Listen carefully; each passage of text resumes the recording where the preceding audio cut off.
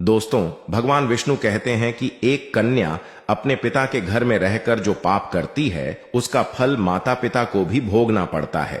दोस्तों, एक दिन की बात है जब देवी लक्ष्मी पृथ्वी लोक पर भ्रमण करके भगवान विष्णु के पास आती है और कहती है, हे परम परमेश्वर मेरे प्राणनाथ, आज जब मैं मृत्यु लोक पर भ्रमण कर रही थी तब मैंने देखा कि कुछ कन्या अपने पिता के घर में कई अधिक समय से रह रही हैं, जबकि पिछले युगों में कन्याओं का विवाह कम आयु में होता था और वे तभी से अपने पति के घर रहने को जाती थी। तथा मैंने एक विचित्र घटना भी देखी कि कई सारी कन्याएं विवाह के बाद भी पिता के घर में लंबे समय तक या बार बार रहने को जाती हैं। हे प्राणनाथ, मैं जानना चाहती हूँ कि क्या एक पिता के घर में कुंवारी कन्या का अधिक समय तक रहना सही होता है या नहीं? कौन सी आयु में कन्या का विवाह करना योग्य होता है और विवाह के बाद पिता के घर में रहने से कौन सा पाप लगता है? हे स्वामी, आप ही जगत के पालनहार हैं, कृपा करें और मेरी जिज्ञासा को शांत करें। तब भगवान श्री हरि विष्णु मुस्कुराते हुए बोले, हे देवी, आज आपने जो प्रश्न किए हैं वह समस्त मानव जाति के कल्याण हेतु अत्यंत महत्वपूर्ण है। आज मैं आपको इन सारे प्रश्नों के उत्तर इस एक सच्ची घटना के माध्यम से देता हूँ।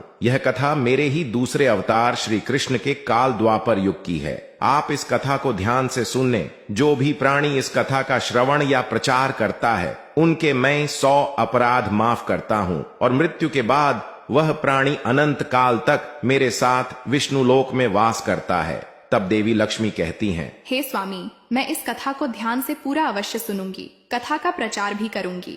जो भी इस कथा को सुनेगा वे सभी पति पत्नी मेरे आशीर्वाद से हमेशा सुखी जीवन व्यतीत करेंगे। हे प्रभु, आप कृपा करें और इस कथा को कहें। दोस्तों, भगवान विष्णु कहते हैं, हे देवी लक्ष्मी, यह 28वें द्वापर युग की घटना है। यदुकुल श्रेष्ठ वीरवर उग्रसेन के यहाँ जो घटना घटित होने वाली है उसी का मैं भूतकाल के रूप में वर्णन करूंगा। माथुर प्रदेश में मथुरा नाम की नगरी है। वहां उग्रसेन नाम वाले यदुवंशी राजा राज्य करते थे। वे शत्रु विजयी संपूर्ण धर्मों के तत्वज्ञ बलवान प्रजा के रक्षण करने वाले और अति गुणवान राजा थे। मेधावी नामक राजा उग्रसेन धर्म पूर्वक राज्य का संचालन और प्रजा का पालन करते थे। उन्हीं दिनों परम पवित्र विदर्भ देश में सत्यकेतु नाम से प्रसिद्ध एक महापराक्रमी राजा थे। उनकी एक पुत्री थी जिसका नाम पद्मावती था। वह सत्य धर्म का आचरण करने वाली, अति सुंदर, गुणवान और चरित्रवान होने के कारण दूसरी लक्ष्मी के समान थी। मथुरा के राजा उग्रसेन ने उस सुंदर नेत्रों वाली पद्मावती से विवाह किया। उसके स्नेह और प्रेम में मथुरा नरेश मुग्ध हो गए और पद्मावती को अपने प्राणों के समान प्यार करने लगे।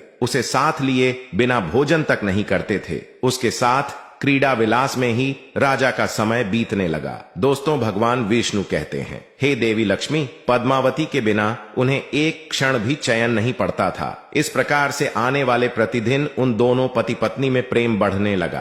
फिर कुछ समय के बाद विदर्भ नरेश सत्यकेतु ने अपनी पुत्री पद्मावती को याद किया और उसकी मां भी उसे ना देखने के कारण बहुत दुखी थी। फिर एक दिन उन्होंने अपनी बेटी के हालचाल जानने हेतु मथुरा नरेश उग्रसेन के पास अपने दूत भेजे। मित्रों, भगवान विष्णु कहते हैं, हे देवी लक्ष्मी, दूतों ने वहां जाकर आदर पूर्वक राजा से कहा, महाराज विदर्भ नरेश सत्यकेतु ने अपनी कन्या और इस राज्य की महारानी के कुशल समाचार जानने हेतु हमें यहाँ भेजा है। आपको हमारा सादर प्रणाम। अगर उनका प्रेम और स्नेहपूर्ण अनुरोध आपको स्वीकार हो तो राजकुमारी पद्मावती जी को उनके यहाँ भेजने की व्यवस्था कीजिए। वह अपनी पुत्री को देखना चाहते हैं। मित्रों, भगवान विष्णु कहते हैं कि हे देवी लक्ष्मी, राजा उग्रसेन ने जब दूतों के मुंह से यह बात सुनी तो वे भी प्रसन्न हो गए, क्योंकि वह भी चाहते थे कि रानी पद्मावती को आराम करने हेतु उनके पिता के यहाँ जाना चाहिए। तब उन्होंने स्नेह और उदारता के कारण अपनी प्रिय पत्नी पद्मावती को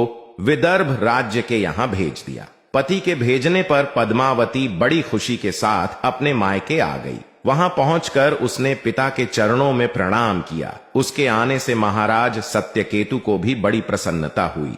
मित्रों, भगवान विष्णु कहते हैं, हे देवी लक्ष्मी, पद्मावती वहां अपनी सखियों के साथ मन से मुग्ध होकर घूमने लगी। पहले की ही भांति घर व तालाब और राज्य में विहार करने लगी, क्योंकि वह विवाह के बाद पहली बार अपने पिता के यहाँ आई थी और यहाँ आकर वह फिर से बालिका बन गई। फिर कुछ दिन बीतने के बाद वह भूल गई थी कि उनका विवाह हो चुका है। अब उनके बर्ताव में लज्जा या संकोच का भाव नहीं रहा। मित्रों, भगवान विष्णु कहते हैं, हे देवी लक्ष्मी, एक दिन की बात है, रानी पद्मावती अपनी सखियों के साथ एक सुंदर पर्वत पर सैर करने के लिए गई। वहां एक रमणीय वन दिखाई दिया जो केलों के उद्यान से शोभा पा रहा था। उस पहाड़ पर फूलों की बहार थी। तब राजकुमारी ने देखा कि एक ओर ऐसा रमणीय पर्वत और दूसरी ओर सुंदर वन और बीच में स्वच्छ जल से भरा सर्वोत्तरोभद्र नामक तालाब है। एक छोटी बालिका की तरह वह अपनी सभी सखियों के साथ खेलने लगी। वे सभी इस संसार को भूलकर खेल कूद में मन से मुग्ध होकर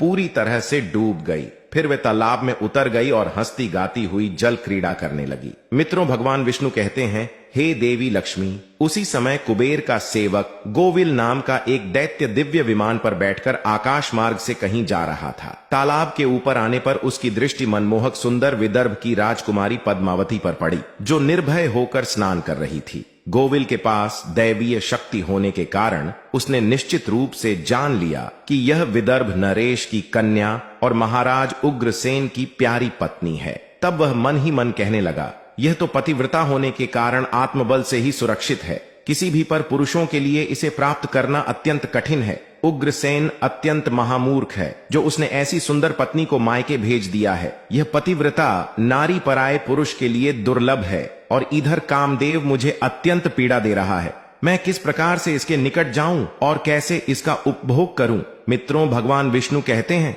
हे देवी लक्ष्मी, उसकी सुंदरता पर मोहित दानव गहरी सोच में पड़ गया और फिर उसने अपने लिए एक उपाय निकाल लिया। मित्रों, गोविल ने महाराज उग्रसेन का मायामय रूप धारण किया। वहीं अंग, वहीं उपांग, वैसे ही वस्त्र, उसी तरह का वेश और वही अवस्था, पूर्ण रूप से उग्रसेन सा होकर वह पर्वत के शिखर पर उतरा और एक अशोक वृक्ष की छाया में शिला के ऊपर बैठकर उसने मधुर स्वर से संगीत सुरों को छेड़ दिया। वह गीत संपूर्ण विश्व को मोहित करने वाला था। ताल, लय और उत्तम स्वर से युक्त उस मधुर गीत को सखियों के मध्य में बैठी हुई सुंदरी पद्मावती ने भी सुना। वह सोचने लगी कि ऐसा मनमोहक गीत कौन गायक गा रहा है। राजकुमारी के मन में उसे देखने की तीव्र इच्छा हुई। उसने सखियों के साथ जाकर देखा कि अशोक की छाया में सुंदर प्रतापी बैठा हुआ कोई पुरुष गा रहा है। वह महाराज उग्रसेन के जैसा दिखाई पड़ता है। मित्रों, भगवान विष्णु कहते हैं, हे देवी लक्ष्मी, वास्तव में तो वह राजा के वेश में नीच दानव गोविल ही था। पद्मावती विचार करने लगी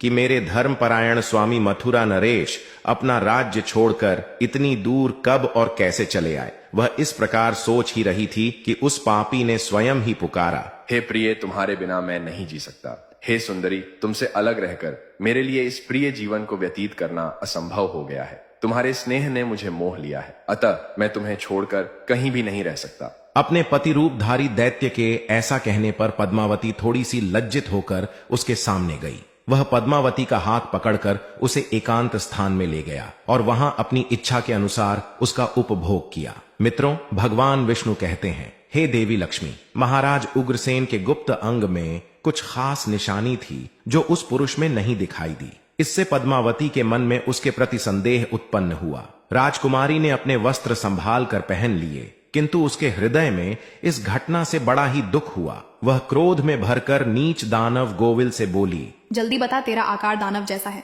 तू पापचारी और निर्दयी है। यह कहते कहते आत्मग्लानि के कारण उसकी आंखें भर आईं। वह शाप देने को उद्यत होकर बोली है, हे दुरात्मा, तूने मेरे पति के रूप में आकर मेरे साथ छल किया है और इस धर्ममय शरीर को अपवित्र करके मेरे उत्तम पतिव्रता धर्म का नाश कर डाला है। अब यही तू मेरा भी प्रभाव देख ले, मैं तुझे अत्यंत कठोर दंड दूंगी। उसकी बात सुनकर गोविल ने कहा, हे पतिव्रता, नारी भगवान श्री विष्णु तथा उत्तम ब्राह्मण के भय से तो समस्त राक्षस और दानव दूर भागते हैं। मैं दानव धर्म के अनुसार ही इस पृथ्वी पर विचरण कर रहा हूँ। पहले मेरे दोष का विचार करो कि किस अपराध पर तुम मुझे श्राप देना चाहती हो। तब पद्मावती बोली, हे पापी, मैं साध्वी और पतिव्रता हूँ। मेरे मन में केवल अपने पति की कामनाएं हैं। मैं सदा उन्हीं के लिए तपस्या किया करती हूँ। मैं अपने धर्म मार्ग पर स्थिर थी, किंतु तूने माया रचकर मेरे धर्म के साथ ही मुझे भी नष्ट कर दिया। इसलिए हे दुष्ट आत्मा, तुझे भी मैं भस्म कर डालूंगी। तब गोविल बोला, हे राजकुमारी, यदि तुम उचित समझो तो ये बात ध्यान से सुनो। मैं धर्म की ही बात कह रहा हूँ। जो स्त्री प्रतिदिन मन, वाणी और काम से अपने पति की सेवा करती है, पति के संतुष्ट रहने पर स्वयं भी संतोष का अनुभव करती है, पति के क्रोध होने पर भी उसे कभी नहीं छोड़ती, उसके दोषों और गुनाहों की ओर ध्यान नहीं देती, उसके मारने पर भी प्रसन्न होती है और पति के सभी कामों में आगे रहती है, वही नारी पतिव्रता कही गई है। यदि स्त्रियां इस लोक में अपना कल्याण करना चाहती हैं, तो वह पतित, रोगी, अंगहीन, इन सब धर्मों से रहित तथा पापी पति का भी परित्याग न करें। जो स्त्री पति को छोड़कर जाती है और दूसरे कामों में मन लगाती है, वह संसार में सब धर्मों से बहिष्कृत व्यभिचारिणी समझी जाती है। जो पति की अनुपस्थिति में तरह तरह के स्वादिष्ट व्यंजनों का स्वाद लेती है तथा श्रृंगार करती है, उसे मनुष्य कुलक्षणी कहते हैं। मित्रों, भगवान विष्णु कहते हैं, हे देवी लक्ष्मी। गोविल आगे कहता है, मुझे वेद और शास्त्रों द्वारा और मेरे गुरु के द्वारा प्राप्त धर्मों का ज्ञान है। गृहस्थ का परित्याग करके पति का साथ छोड़कर किस लिए यहाँ आई हो? इतना होने के बावजूद अपने मुंह से कहती हो, मैं पतिव्रता हूँ। कर्म से तो तुम में पतिव्रत का छोटा सा भी अंश दिखाई नहीं देता। तुम डर भय छोड़कर पर्वत और वन में मतवाली होकर घूमती फिरती हो, इसलिए पापिनी हो। मैंने ये महान दंड देकर तुम्हें सीधी राह पर लगाया है। अब कभी तुमसे ऐसी धृष्टता नहीं हो सकती। बताओ तो पति को छोड़कर किस लिए यहाँ आई हो? ये श्रृंगार, ये आभूषण तथा ये सुंदर वेशभूषा धारण करके क्यों खड़ी हो? हे पाप नाशनी, बोलो ना, किस लिए और किसके लिए ये सब किया है? कहाँ है तुम्हारा पतिव्रत्य? दिखाओ तो मेरे सामने। व्याभिचारिणी स्त्रियों के समान बर्ताव करने वाली नारी, तुम इस समय अपने पति से 400 कोस दूर हो। कहाँ है तुम में पति को देवता मानने का भाव? दुष्टा कहीं कि तुम्हें लज्जा नहीं आती। तुम्हें तो क्या, मुझे ही अपने बर्ताव पर घृणा होती है। तुम क्या मेरे सामने बोलती हो? कहाँ है तुम्हारी तपस्या का प्रभाव? कहाँ है तुम्हारा तेज और बल? आज ही मुझे अपना बल, वीर्य और पराक्रम दिखाओ। तब पद्मावती बोली, ओ नीच असुर, सुन। पिता ने स्नेह बस पति के घर से मुझे बुलाया है। इसमें कहाँ पाप है? मैं काम, लोभ, मोह तथा डर के वजह से पति को छोड़कर नहीं आई हूँ। मैं यहाँ भी पति का चिंतन करती हुई ही रहती हूँ। तुमने ही छल से मेरे पति का रूप धारण करके मुझे धोखा दिया है। तब गोविंद ने कहा, हे पद्मावती, मेरी युक्त युक्त बात सुनो। अंधे मनुष्यों को कुछ दिखाई नहीं देता। तुम धर्म रूपी नेत्र से हीन हो, फिर कैसे मुझे यहाँ पहचान पाती? तुम्हें झांत था कि तुम्हारे पति इतनी दूर कभी नहीं आ सकते थे, फिर भी तुमने मेरे साथ संबंध बनाए। जिस समय तुम्हारे मन में पिता के घर आने का भाव उदय हुआ, उसी समय तुम पति की भावना छोड़कर उनके ध्यान से मुक्त हो गई थी। पति का निरंतर चिंतन ही नारियों के धर्म है। जब वही नष्ट हो गया है, तो क्यों स्वयं को पतिव्रता कहती हो? मित्रों, भगवान विष्णु कहते हैं कि हे देवी लक्ष्मी, गोविल कहता है, जब तुम्हारे हृदय की आंखें फूट गईं, तब ज्ञान नेत्रहीन होने पर तुम मुझे कैसे पहचानती? गोविल की बात सुनकर राजकुमारी पद्मवाती जमीन पर बैठ गई। उसके हृदय में बड़ा दुख हो रहा था। गोविल ने फिर कहा, हे सुंदरी, मैंने तुम्हारे उदर में जो अपने वीर्य की स्थापना की है, उससे तीनों लोकों को त्रास पहुंचाने वाला पुत्र उत्पन्न होगा। मित्रों, भगवान विष्णु कहते हैं, हे देवी लक्ष्मी। ऐसा कहकर वह दानव वहां से चला गया। गोभील ज्ञानी दावन तो था, किंतु वह बड़ा ही दुराचारी और पाप आत्मा था। उसके चले जाने पर पद्मावती अत्यंत दुखी होकर रोने लगी। रोने की आवाज सुनकर सखियां उसके पास दौड़ी आई और पूछने लगी, हे राजकुमारी, आप रोती क्यों हो? मथुरा नरेश महाराज उग्रसेन कहाँ चले गए? पद्मावती ने अत्यंत दुख से रोते रोते अपने छल्ले जाने की सारी बात बता दी। फिर सभी सहेलियां उसे पिता के घर ले गई। उस समय वह शोक से कतराती हुई थर थर कांप रही थी। सखियों ने पद्मवाती की माता के सामने सारी घटना सुना दी। उसे सुनते ही महारानी अपने पति के महल में गई और उनसे कन्या का सारा वृतांत उन्होंने कह सुनाया। उसे सुनकर महाराज सत्यकेतु को भी बड़ा दुख हुआ। उन्होंने सवारी और वस्त्र आदि देकर कुछ लोगों के साथ पुत्री को वापस मथुरा में उसके पति के घर भेज दिया। धर्मात्मा राजा उग्रसेन पद्मावती को आए देख बहुत प्रसन्न हुए। वे रानी से बार बार कहने लगे, हे प्रिय, मैं तुम्हारे बिना जीवन व्यतीत नहीं कर सकता था। अच्छा हुआ तुम शीघ्र ही लौट आई। हे पद्मा, तुम अपने गुण, सील, भक्ति, सत्य और पतिवृत्य आदि सद्गुणों से मुझे प्रिय लगती हो। अपनी प्रिय पत्नी पद्मावती से ऐसा कहकर महाराज उग्रसेन उसके साथ विहार करने लगे। सब लोगों को भय पहुंचाने वाला उसका भयंकर गर्भ दिन दिन बढ़ने लगा,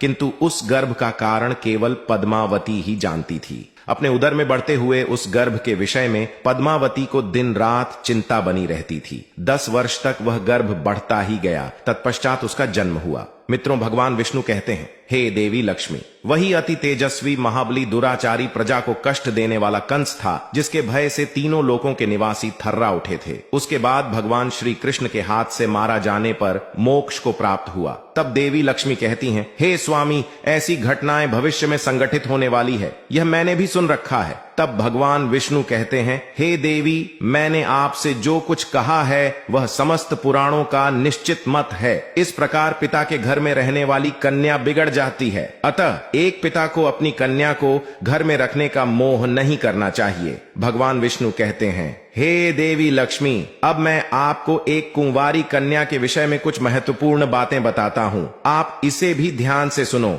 जब कोई भी कन्या सयानी हो जाती है तो वह विवाह के योग्य बन जाती है तथा माता पिता को योग्य वर का चुनाव कर उसका विवाह करना चाहिए। उसे कभी भी लंबे समय तक घर में नहीं रखना चाहिए। पति के ही घर में उसका पालन पोषण होना उचित है। वहां रहकर भक्ति पूर्वक जो उत्तम गुण सीखती है और पति की सेवा करती है, उससे कुल की कीर्ति बढ़ती है और पिता भी सुख पूर्वक जीवन व्यतीत करता है। ससुराल में रहकर यदि वह पाप करती है तो उसका फल पति को भोगना पड़ता है। वहां सदाचार पूर्वक रहने से वह सदा पुत्र पौत्रों के साथ वृद्धि को प्राप्त होती है। कन्या के उत्तम गुणों से पिता की कीर्ति बढ़ती है और दोनों कुलों के पितृगण संतुष्ट होकर आशीर्वाद देते हैं। हे देवी, दामाद के साथ भी कन्या को अपने घर नहीं रखना चाहिए। ऐसा करने से उस पुरुष के मान सम्मान में समय के साथ साथ कमी हो जाती है और उसे भी पाप लगता है। जब कन्या विवाह योग्य बन जाती है तो पराये लोग उस पर बुरी नजर डालने शुरू करते हैं। ऐसे में कहीं वह भी किसी पराये पुरुष से प्रेम संबंध बनाए, उससे पहले ही कन्या का विवाह करना उचित होता है। एक जवान कन्या पिता के घर में रखना मतलब एक सोने से भरा घड़ा चोरों के बीच रखने के समान होता है तथा उस स्त्री का गहना और पिता का सम्मान उस कन्या की इज्जत होती है, जिसे हमेशा संभाल कर रखना चाहिए। किसी भी स्त्री को कभी भी पति से दूर नहीं रहना चाहिए। ज्यादा समय तक मायके में रहना भी पाप समान है। एक पतिव्रता नारी का स्थान सदैव उसके पति के चरणों में ही होना चाहिए तथा पति के लिए पत्नी का स्थान हृदय में होना चाहिए। मित्रों, भगवान विष्णु कहते हैं, हे देवी लक्ष्मी, मैंने आपके सभी प्रश्नों के उत्तर दे दिया है। तब माता लक्ष्मी कहती हैं, हे प्रभु, आज मैं धन्य हो गई हूँ। तो मित्रों, आशा करते हैं कि आपको यह कथा जरूर पसंद आई होगी। तो मित्रों, हमारे वीडियो को लाइक करें और सच्ची श्रद्धा से कमेंट में जय श्री हरि विष्णु और जय माता लक्ष्मी जरूर लिखें। साथ ही हमारे चैनल को सब्सक्राइब करें। आप सभी का धन्यवाद।